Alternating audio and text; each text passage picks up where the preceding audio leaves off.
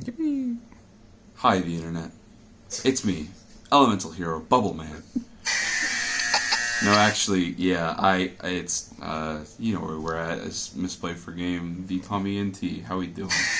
Okay, Jesus. It's no longer Tommy X3, I'm certain of that. Ding, ding, ding. Hey, there we go. How's it going? If you've seen the podcast in the last 2 years, won't be surprised to know that I played Gallantmon at this regional. And I bubbled 18th, and I didn't make day 2. But because I think, as far as we're aware, I was the second highest placing Gallantmon player after friend of the show, Henny He, shout out PXP. The list was funny enough that we were like, fuck it. And like, when are we ever gonna have me as the highest placing of the three of us? It's a joke. So here we are.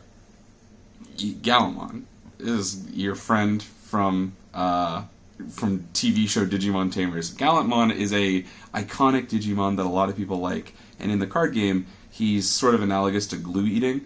So we're gonna go through all my favorite flavors of Elmer's, and then we'll kind of talk about it. I'm going to start really easy, because as a guy on the internet once told me, Digimon starts at the eggs, and so do deck profiles. Playing 4 Gigimon EX2. It's the best draw egg ever printed in any archetype. It's not really close. Maybe the Demi Veemon from BT20 is comparable, just like off the back of like the condition is brainlessly easy to meet. But in red, it's weird that this sees its rookies, and it's just like an extra layer of consistency. So much so that I know a guy that just runs promo Gallmons and hits dudes in security with it. So, we'll get to that. Is this the most fair card in your deck? No, actually, I don't think this is the most fair card in my deck. The most fair card in my deck is coming up very shortly. We're playing, I get this, Gallantmon deck profile. Playing 2 Solarmon. This is the important first rookie of the day. As you're going to see in a minute here, this is not perhaps the most conventional Gallantmon list. I took a lot of inspiration from the final wave of DC1 events in Japan, and then in doing some theory testing with my friend Henny, we went through and basically kind of settled on a core that we liked that plays a little bit more like a belligerent BT9 or TK deck and a little bit less like actual Gallantmon. And so every single one of those changes made Roll Knights worse for us. And it became a really difficult matchup, and I was like, well, I might as well just take, like, maybe a free win. And I don't really, like, 11 rookies, you're gonna see. Like, the deck is not super wanting for cycle, and then in, like, a really weird twist of fate, like, the archetype is just less tribal than you think it is. All of the, like, level 4s don't care that they're not over a Gallmon. Not a single one of them does. So, that's Solarmon. I used it this weekend at length. It's one of those cards, you put it in for one matchup, and then it beat the snot out of 4 other things. This dude was just like, medievals waving incense out of my house. It was very good. Solarmon. Is that the most fair card in your deck? It might have been the most fair card in my deck, except if you were my round 3 blue flare player. Who, I, at one point, made him look at 2 of them. It was very funny. Yeah, Solarmon. Main potatoes. We're playing 2 BT19 Gilmon. Sorry. Girumon. His name is Girumon. No, it's not. This is my friend Gilmon from when I was 10. Gilmon, I was originally not on the BT19 one. This card, perhaps actually, was my original contender for the most fair card in the deck, because it is, broadly speaking, a bad BT14 rookie. Which is pretty sweet in this deck. It's start of main phase, when you promote, obviously, is if you have Takata or Calamon, in this just Takata, I get a memory to start of main. We're predominantly playing the memory setter, so basically just getting a free chance to go to 4, and then do some other stuff coming up later.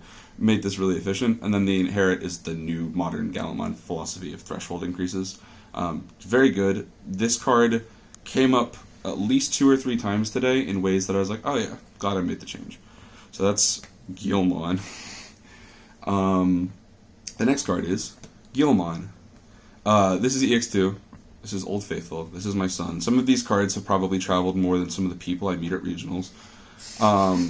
This set of Gilmon, I went back and forth on this a lot. Since EX8, my opinion on the archetypes have changed because we have a BT9 searcher now that can just go over the top of this thing. So it's actually contextually less important to have a top 4 when you, like, you can essentially rationalize this as, like, every time you resolve this, it's look at top 4, maybe take 2, versus evolving this into GLX is always a draw, costs the same, and it looks at 3, so you're almost potentially going +2 on card advantage instead of +1 on card advantage, which is really strong. The Inherit's great. Don't let people cheat. I catch this every now and then, and I think I've actually done it once on a YouTube video, and it bothered me, so I make sure to point it out next time, or from now on when I talk about Gallantmon stuff. People just sort of broadly read their cards, and red players are especially guilty of this. This Inherit says if you're Growlmon or Gallantmon, if they go GLX, they can't swing and pop something. They can't, like, do that. I sat next to it a lot today. But yeah, the Inherit's, this is an all-timer. The 3K delete is, like, this defined Gallantmon for 2 years. Finding Takata is cool. But you know what else is cool? Taking the boof and trying the X antibody on. Gallantmon X is straight up the biggest individual power creep card in the entire archetype. Like, Gallantmon X is fantastic. But the thing this did to this deck, like, I used to, like, labor over where I was going to find room for ST7 Growlmon, and now it's on my searcher, and it costs 0 twice. Deeply broken. It also finds Protoform, which isn't here. Spoilers. The whole, like, consistent package of, like, just digging for fewer cards but drawing over the Gilmon is, like, super... there's no question it's better. There's a reason they're hitting the draw in Imperial, for example, over, like, memory extension. Just blind card draw is not a fair consequence in Digimon. Like, the longer the game goes, the less it's viable. So that's Gilmon. I'm playing... Here we go, we're gonna get internet angry comments. We're playing the wrong Growlmon. Growlmon! The wrong Growlmon. L. They took his L, guys. And they took mine today, too. Anyway, this is the BT12 Growlmon. If you ain't seen these alts yet, you should have had more friends in 2023. Friend gapped. The when Digivolving is if you don't have Takado, play Takado. It's not like the 17 one where it's up to cap of Tamers. This will come up because I'm playing Takados and a Tamer not named Takado. So, and hypothetically infinite pool of other Tamers to always get one Takado, very good. But more important than that is I play in the UK, and this is a sicko region, and there's like always at least one possible scenario where you have to play against a Mother Shoto at any possible moment, and I refuse to leave the house without 2 KDP. This is just like a me problem. So the DP Inherit's very valuable. In some situations, actually, it comes up later. You can keep, you can make your Gallantmon Crimson modes live like Alphamon Shrink and stuff. It's pretty messed up. So Growlmon BT12. This is my favorite individual art in the whole deck, and he's potentially one of my favorite Digimon in this deck. This card's like changed my archetype. Speaking of Growlmon, is there a reason that you played that one over the new one? Yeah, the threshold increase on BT17 Growlmon, or sorry, 19 Growlmon is really good. And like I think there's nothing wrong with it if you're playing for like a pure like tempo plus biomerge rebuild package and stuff like that. But I don't ever think it's worth cutting yourself off from the value of guaranteeing a Takata mid combo, because it never matters that your Takata comes down during this card, but the combination of this card plus BT12 or Growlmon lets you basically just resolve like Takata, raid, burn, pop. Like it lets you just donuts on people and they can't interact with it in any way. Whereas like if I was on the BT19 one and I had 2 cool boys, I was SOL. So that's why I'm on it.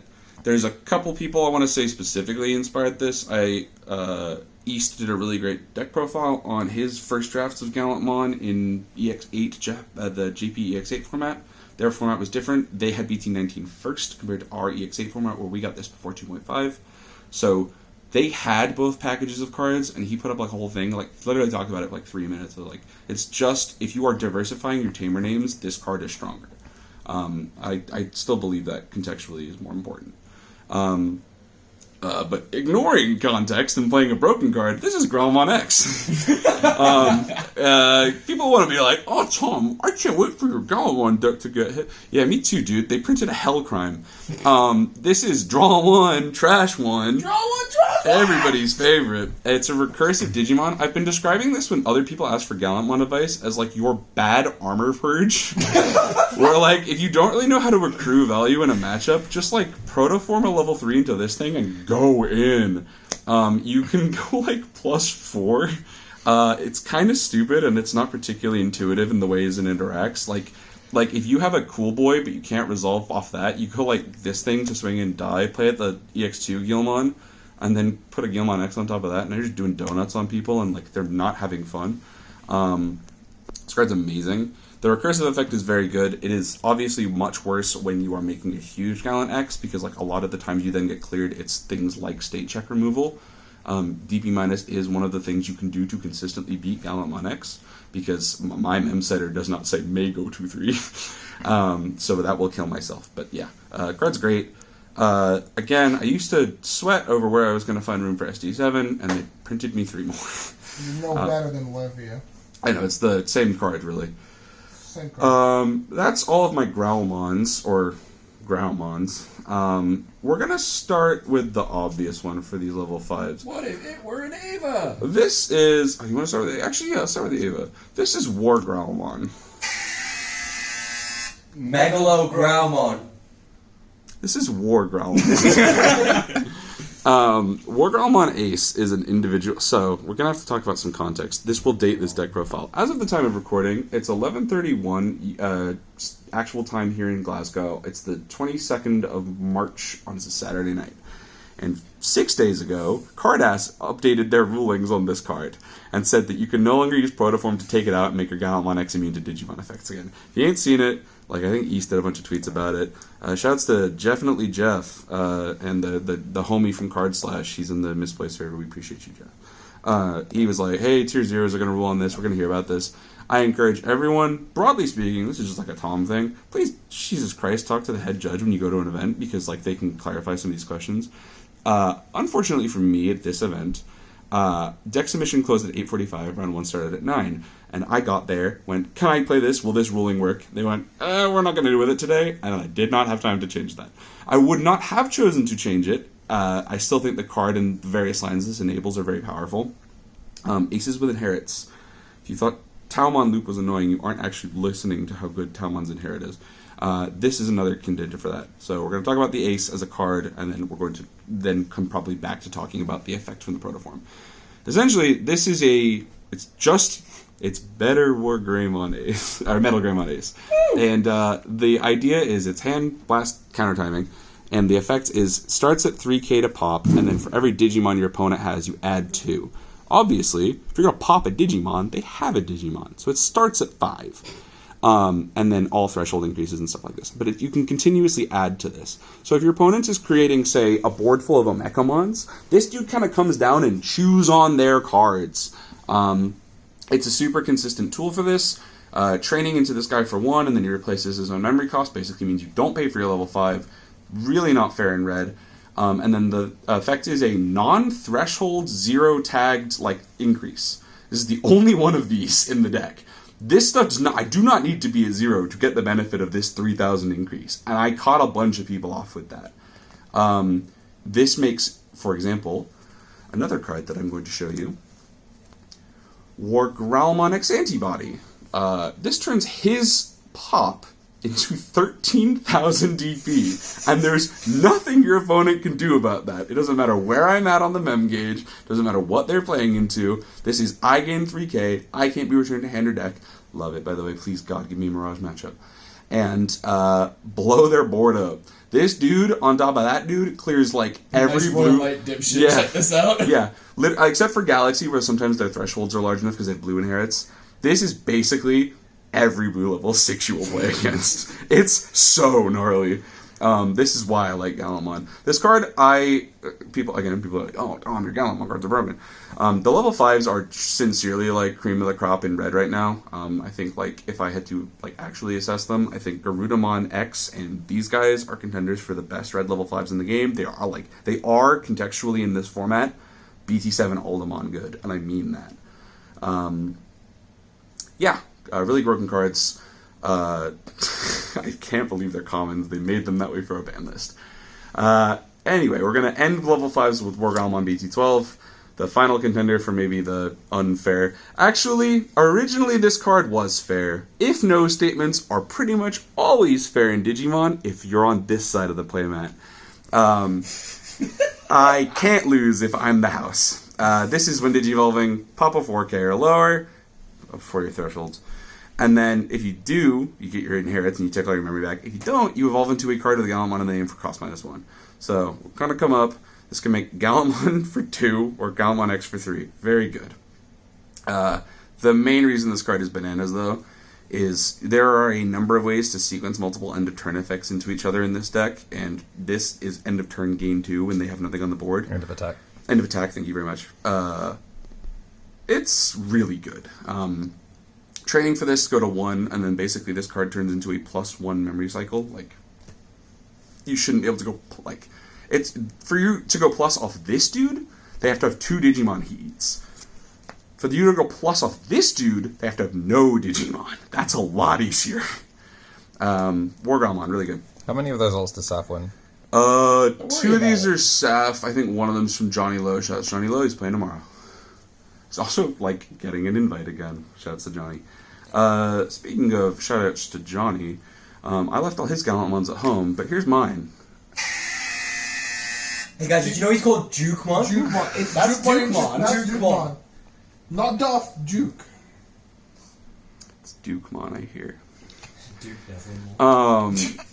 Gallantmon is my friend from middle school, and this card is when that friend from middle school is like, hey bro, you want to get in on my pyramid scheme? I'm gonna start selling like crazy PEDs in a multi-level marketing ploy. This was like the spoiler for what they were gonna do to these decks. This card is very fun to me. The meme was like, oh my god, he can block! Wah! Amazing. But the actual advantage to this is the thing everyone knows about this card is your turn, if I'm a 0, and I swing it, he's unaffected by all of my opponent's stuff. Doesn't matter what card it is, doesn't matter what effect it is, doesn't matter if it's a security. I used this today against my last round, spoilers, it was Magnamon X Imperial, and I checked through 2 security Magnamon and had to excuse myself. It is joy. This is honestly, obviously Gallantmon X is broken, but this is maybe my favorite level 6 they've ever printed in this archetype for a very long time. Just the ability to go consistently. This thing attacks at 20,000 DP. Also, he costs 3. And he costs 3, and he's a blocker. Costs 3. It's amazing. When it costs. Yeah, it costs 2 off Wargrowl. And then it costs 2 less. Probably costs 0. Gallantmon's great. The one attacking effects are even stronger with context provided to give this thing raid. You kind of have to treat most of these cheap Gallantmon Evos as fake raid because of BT20 Staccato. Keep that in mind as we go to this. Chad, I need you to lock the fuck in. Lock in, guys, because he's the most locked in he's ever been in his whole life. Lock the fuck in. This is Gallantmon X. He'd win. I'd lock in. I'd lock in. I'd delete. He might look a little different than your Gallantmon X, and I would encourage you to check your card market page. These Gallantmon X's did war crimes today, and that's because this card is sincerely actually the least fair card in the deck. Woo! It's pretty sweet. People talk a lot about the color flavor in Digimon. It's like, has Digimon lost color identity? No. As you can see, that's what colors he is. He is these colors, so he gets these colors. This dude is, I won't literally deck profile the whole thing, but gaining and shrinking DP simultaneously was always the best complement to deletion based on DP. It's the reason Shine was so good for so long compared to all of the other red decks that cared about deletion. Stealing Shine's whole flow and basically mine is aiding someone before you do a combo off and pop something. Like, this card does not really need threshold increases, which is why so few of them are in my list compared to an average Gallantmon thing, because his threshold is kind of 18,000, and it can get worse. So, when attacking, you shrink in 4, when digivolving, you shrink 4, and then it's when a digivolving effect is pop something, if you don't pop, unsuspend and burn. So, this is everything I liked about the original Gallantmon X, which was my favorite card in this arc. Also, end of attack, yes, you get value of it perpetually.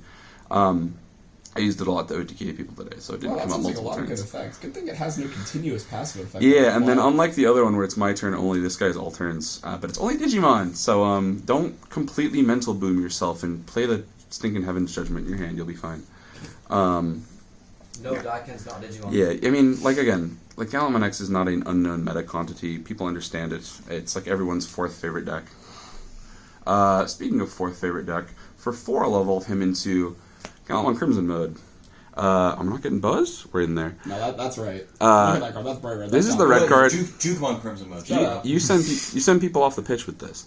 So aces, level 7 aces, disproportionately powerful maybe for their effect. They were kind of trying to push them. The idea is essentially this is the only card in this archetype that is not an X antibody that evolves over a name. It's really weird that this is the case. So against Purple Hybrid, you can do stuff like just making chump blockers that they can't bother changing the color on, because you can then just end with this and stuff. It's really cool. But the idea is it starts at 15, and then for all your threshold increases, you blow things up, and it's 15 cumulatively. So it's very good. And then unlike the other Crimson mode, this dude is a combined counting of our trash to trash security, but it does not start its integer formula where X is 1. It goes X is 0, and then you add 1 for every 10 multiplicatively in both players. So it's really good.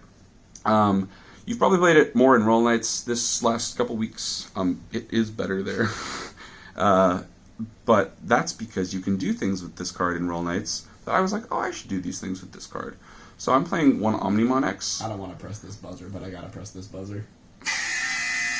Omegamon. Omega. Yeah, Omegamon's hard, actually. I give him a pass for that one. You're up for the Omega. This is my other friend from middle school, so it's cool that I got to play them together again. This card is French, and also he's deeply pushed and is one of the funniest cards they've ever printed in either of these colors. What it does, essentially, for this archetype is gives you non-deletion removal. And if you were to describe how that would affect Gallantmon to me a year ago, I would have laughed. But bot decking dudes that you can't delete is bananas. Well, that's what Cozy is. Why fucking are you, man? Did you have any French friends in high school? I did have French friends, yeah. Is Gallantmon X from Cambodia? Have you been trying to figure out what... Well, hang on. Oh, dude, are you guys ready for a hidden segment for this deck profile you didn't know, where it's Americans doing geography? Isn't this Romania? Hey, your guess is as good as mine. Romanians in the chat, let me know! No, Romania's middle yellow, right? Are these the Romanian colors? It's Armenia. Chat, I'm colorblind. Armenia? Armenia, bro. What, red, blue, then yellow is Yeah, Armenia? no, Romania is like red, yellow, blue. Maybe it wasn't an Wait, American. blue, blue, yellow, red. Yeah, it's not the same. Okay, No. I'm sure that clip Americans went doing great. geography. Americans doing It's also geography. like a colorblind Belgian. Anyway, holy crap. This dude just gives this rush to an attack. He's really good. You win the game on the spot against control. Also, we can do the Gallantmon 5 damage thing. Yeah. Put that on top and swing Yeah, the other thing is, like he said, What? like a mysterious stranger in the background said, you swing 2 checks with Gallantmon, you're totally invincible. You unsuspend with Gallantmon X, you burn, you've done 3 damage, you swing with Gallantmon X, you've done 2 damage, and you win. You did it! Woo! And if you protoform, you full clear whatever crap they were playing. So you actually then can trigger memory inherits and stuff, because your memory inherits don't care what name you are. Your DP does, but also Omnimon, so who cares? I have had many discussions about level 7s in this archetype with good friend of the show, Henny. And I think this card was optimal today. This card we'll talk about later. But it was cool to do that to someone. Those are the 7s. Let's talk about the not Digimon. Have you guys seen my idiot friend from school, Takato? He came dressed up like this for his school photo this year. Now everyone's going to think he dressed like this all year, but in fact he only dresses like this in one stupid movie where they go to the beach and they have to do Trinity Burst to fight actually Apocalypse. Don't watch the Tamers movies. They're not... Well, actually, Runaway Locomon's pretty good. But don't watch... Trains. Yeah, don't watch this one. I watch it dubbed. You can find it on the Internet Archive because it was formerly Lost Media. Anyway. You have a lot of friends in middle school. I wasn't popular. It's not surprising to you, the Internet. So Tocado is functionally a attempt at power creeping EX2's Blitz Tocado. The idea is being a start of memory, go to 3 memory setter is like very powerful because like it sort of replaces the inherent necessity to get multiple things to pop to have memory to play. So like if this card is as good as over the course of a game 1 extra pop, it sort of pays for itself in its memory cost, which is very good. The trade-off is obviously it's not as good as Blitz because you don't get to choose to attack sideways guys. But if you're just like playing a Bozo OTK deck like I was, it didn't actually come up very much. I raided a lot. It's how you beat Magnamon. In a properly played game state, the Magnamon matchup is borderline unlosable. It's maybe my best matchup in the entire game, and it completely 180'd when this came out. Yeah, very funny. Tocado's great. I miss all the other fun ones, but we'll play the good one while I have to. Speaking of good ones, have you guys heard of Cool Boy? Good boy. This card's disgusting. I know. It should have been on the ban list a year and a half ago, and they just forgot. I don't know what it is about white 2-cost card advantage generating gamers, but they love them in this game, and they won't get rid of any of them, which sucks. I was saying earlier today, actually, when the rotation does come for Digimon, they will start with Analog Youth. But Cool Boy, we won't get ahead of myself. This card costs 2 and immediately replaces itself out of hand if you resolve its second effect, or God forbid you hit off its search. And then over the course of the game represents an insurmountable amount of card advantage and tempo that you just never get to play through. And again, my only tamers called Tocado were the mem setters, so I could play 4 of these dudes down, just like dig and dig and dig and do nothing else, and who cares? And then I just do 1 turn combo where I play a Tocado midway through and kill somebody. Cool Boy legitimately is just AFK advantage. You don't have to actually interact with your opponent, which for Gallantmon means that like if you do get a searcher on the field partway through your line, you're like double threatening angles of lethal, and your opponent needs to respect that in ways that some decks get stretched too thin to handle. Famously, this was the spin to like really make your Imperial matchup super free. When we were originally talking about this is the variation from DC1 that I was discussing at the start of the video, because it's now like 1,000,000 years long. I bet you thought it would be a short one from me, but no. The advantage to Cool Boy is that you just have more passive plays than the other good decks. Unless they are Mirage and it's still playing 20 memory boosts, I can sit in the back way longer than anybody else in the game. I don't care what they're doing, because almost nothing really OTKs you anymore. Like, it's a fringe scenario, you'll see a couple, but like, I just don't have to respect threats on the board until way later, because I get free things out of security. Things that have security effects are poorly designed, and security shouldn't be in the game the way it is, but here we are. Stupid dog make me look bad. Shout out to the Cool Boy. One day it'll go. I know. Option cards, let's finish this up quick. I'm playing 1 red scramble. At no less than 4 times today did I go, why am I playing 1? This card's really broken. I will no longer discuss the merits of Scramble. I will now discuss the importance of playing the art with Gallantmon on it. I know the starter decks are coming out soon. I am a Coronamon guy because I liked Digimon World Dawn. Digimon Story Dawnbreak. I will not be using the alt art probably in this, so just like keeping the Gallantmon on here. The main reason this card is super broken is that, like, if you make War Growlmon, you can go to a Gallantmon for... If you basically fail the War Growl level 5, you can still go into a Gallantmon for 2, and then you can claim all your memory back and stuff like that. The other thing is, Scramble over the level 4 into War Growl Ace is 1 less memory you need to recoup the cost. So, Scramble is, like, really inherently synergistic with these. And then, returning Solar Mons for your bad matchup is great. 3 Protoform. I know some people like the other one. I don't care.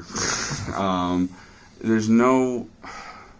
Why is it heal? Why is it heal? The thing is, like, one of the other things this deck build has as an advantage is I have played this a lot in the last 3 weeks, and the only way you can lose a mirror is missing a key piece. So I lost 1 in Amsterdam last weekend to 2 no level 4s, and I lost a mirror in the Ultimate Cup to no Tocados. just happens. There were 2 in security, and they were at the bottom. The actual weird thing about Protoform is you can lock yourself out of your security cards if you resolve too many of these, because you'll just never get down there. Which is like suffering from success, which is the weirdest thing. But again, part of why this deck is so good in the mirror is that like I expected to see a lot of Gallantmons. I was broadly right about it. And you'll just like literally never have enough HP that they can kill you. Like if you have 6 security, they cannot do anything. So Protoform very broken.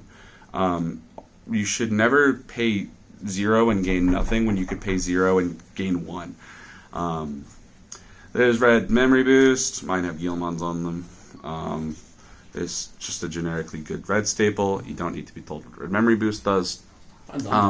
Briefly, I was on 4 of this and 3 of the training. I am now on 4 of the training and 3 of this.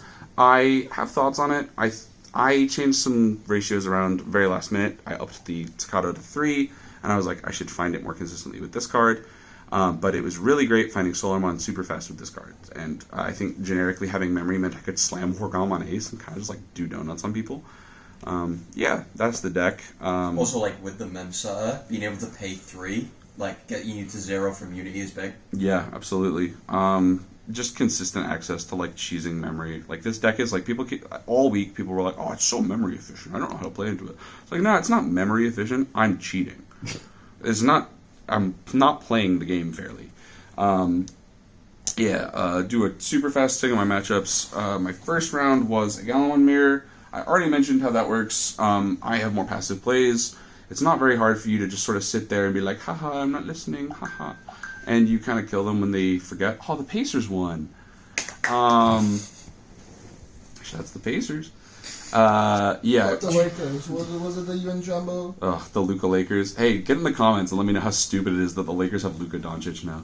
Anyway, I have more passive setup lines. It carries the mirror. I don't care about OTKs. I mentioned earlier about using Gallantmon X like a little bad armor purge. It's very good against the Gallantmon mirror because they don't really want to give you your free body.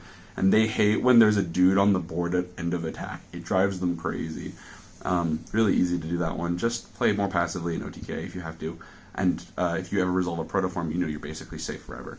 Round 2, I almost lost to terriermon. That's not a joke. I checked the last 3 security were all double Typhoon. I got kind of rolled, and then I straight up did not get to play game 1 because I did not find any rookies.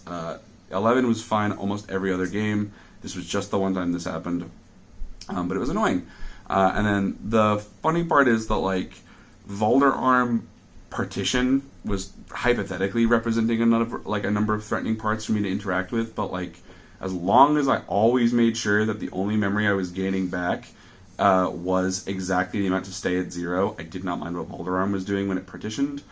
Next matchup was Blue Flare. I don't know. My notes I wrote down for this were Solarmon, 6 question marks, and then a picture of Medieval Gallantmon. They didn't resolve Medieval Gallantmon. I don't know what I was thinking. I 2-0'd the Blue Flare. It's not a bad matchup. Like, historically, Gallantmon was good against Blue Flare because we could kill our own guys. Now we kill them. It's really good. Roll Knights. Like I said, every change I made to the deck made Roll Knights worse. I lost this one 1-2. My opponent, I think, was first in Swiss, actually, so shoutouts to them for carrying my resistances and getting me into the bubble. I lost to, like, the craziest Omnimon lethal I've ever seen, where it was, like, overflow my Wargal out of under me, and then basically, like, it was the exact amount. And the Omnimon BT13 gives everything rush. It's not Roll Knights. So I was just dead to, like, hard play Gatsumon Floodgate swing, hard play Gatsumon Floodgate swing, and they killed me from, like, 5 like that. It was crazy. Otherwise, it was close. You get a lot of value. Like I said, you can accrue a lot more value faster by playing Gallantmon X with the little, like, Protoform helmet. Round 5 was Gallantmon. Protoform I wrote down that Protoform is a card for carried players. Today I was the carried player. Round 6 was Roll Knights. I lost 2-0. I got nothing going. I don't actually think I made Gallantmon this time. I definitely overly course corrected some of the stuff I was doing for my first Roll Knights matchup to try and just, like, consistently find Solarmons and accrue resources. I literally just never made a stack. It was terrible. At this point I was X2, not going well, and I sat down from an opponent, super lovely, and they showed me Dorymon, and I nearly shat myself. Alphamon is a miserable matchup. It's really hard. But I became the miracle run that I needed there. I got exactly what I need, like literally to the 1000 DP threshold. I got a like 19k clear on the Orumon that I needed to out it, and gave me the whole thing. And this was the one time I got to do the wallet whammy, where you end the turn with the Omnimon and then give it raid and burn. It's very good. And my last round was Imperial Magna. I mentioned it earlier. This one's actually really funny. Imperial Magna is harder for Gallantmon than either of the two halves of that deck separately.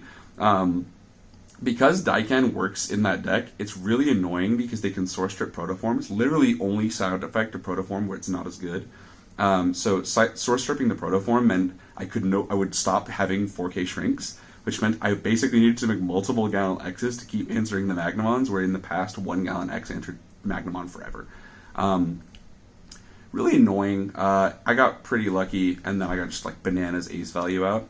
My opponent made a mistake of forgetting that Wargrowl Ace was a card. We had a whole chat about it later. And it stole the one memory I needed on their turn. He got the overflow back, but he can't unkill the Veemon. Yeah, in the end I was, I guess I was 6-2. 18th place, bubbled the bubble. That's how we do it. I'm a Mental Hero Bubble Man. Want to say thanks to a couple people. Thanks to East. Thanks to Henny. Thanks to Jambo. Thanks to Tommy Tricks. He brainstormed a couple of these pieces with me. I want to say thanks to the testing squad. Thanks to Liam and Marcio and Harry and Emily and Seb and Faye and Kai and the whole squad, and Andrew's behind the camera. Basically, if you've traveled with me to these events, you've watched me accumulate the practice on this deck to make some of these things work, and it felt really good to put some of the theory together. Obviously, bubbling out on resistances was a bummer, but... what resistances? Yeah, what resistances, huh? But yeah, wow, a tricky one. Happy with the performance. I think the archetype is really underexplored. I think, in a certain sense, it's the last time I'll probably play a Cool Boy package like this for the foreseeable future, because I think post-ban list, the necessity for it is a little lower, and the new Tocado is a card I'm obsessed with. Yeah. Is there anything else? Did you know he's called Dukemon? I heard he was called Dukemon.